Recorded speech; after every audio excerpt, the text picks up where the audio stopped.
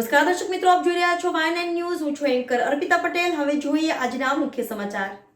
ભારત સરકારના રાજ્ય સંચાર મંત્રી અને ખેડાના સાંસદ દેવુસિંહ ચૌહાણનું વડોદરા એરપોર્ટ પર ભવ્ય સ્વાગત. ગઈકાલે રાત્રે વડોદરા એરપોર્ટ ખાતે ખેડાથી વડોદરા દેવુસિંહને વધાવવા મોટી સંખ્યામાં કાર્યકર્તાઓ અને શુભેચ્છકોનો વડોદરા એરપોર્ટ પર ભારે જમાવડો જોવા મળ્યો હતો, જેમાં વડોદરાના કાઉન્સિલર વોર્ડ નંબર 12ના મનીષ પગારે પણ સ્વાગત કર્યું હતું. સાથે કાર્યકર્તાઓએ પણ પોતાના નેતાનું સ્વાગત કર્યું. અત્રે ઉલ્લેખનીય છે કે ગુજરાત સરકારના મંત્રી દેવુસિંહ ચૌહાણને માનનીય પ્રધાનમંત્રી નરેન્દ્રભાઈ મોદીનો આભાર વ્યક્ત કર્યો હતો. જે રીતના એમને વિશ્વાસ મૂકીને તેઓને ટિકિટ આપી છે, તે એક તક તેનો આભાર વ્યક્ત કર્યો હતો.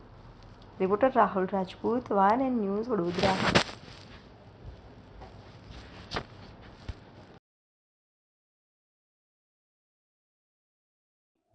દેશના યશસ્વી પ્રધાનમંત્રી, વિશ્વના સૌથી લોકપ્રિય નેતા આદરણીય નરેન્દ્રભાઈ મોદી સાહેબ, અમારા પરમ આદરણીય રાષ્ટ્રીય અધ્યક્ષ જેપી નડ્ડા સાહેબ, પરમ આદરણીય શ્રી અમિતભાઈ શાહ સાહેબ, ગુજરાતના પ્રદેશ અધ્યક્ષ આદરણીય CR પાટીલ સાહેબ, ગુજરાતના લાડીલા મુખ્યમંત્રી શ્રી ભૂપેન્દ્રભાઈ પટેલ સાહેબ ઉપરાંત શીર્ષ નેતૃત્વનો આભાર માનું છું કે મારા જેવા ગ્રામીણ ક્ષેત્રમાં કામ કરતા એક કાર્યકર્તાને ફરીથી લોકસભામાં ઉમેદવાર બનવાની તક આપી છે.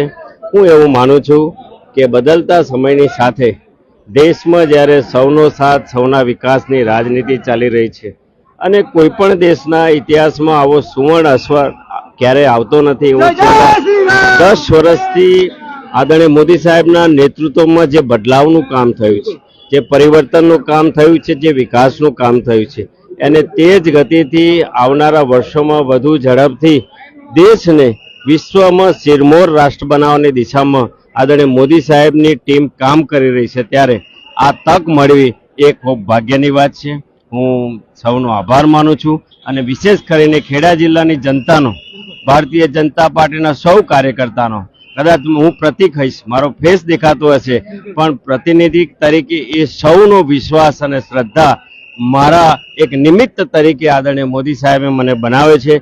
ત્યારે ફરીથી તેઓના આશીર્વાદ લેવા માટે અને એમની શ્રદ્ધા અને આશાને પૂરી કરવા માટે હું કામ કરીશ. Subscribe now and press the bell icon. Never miss an update.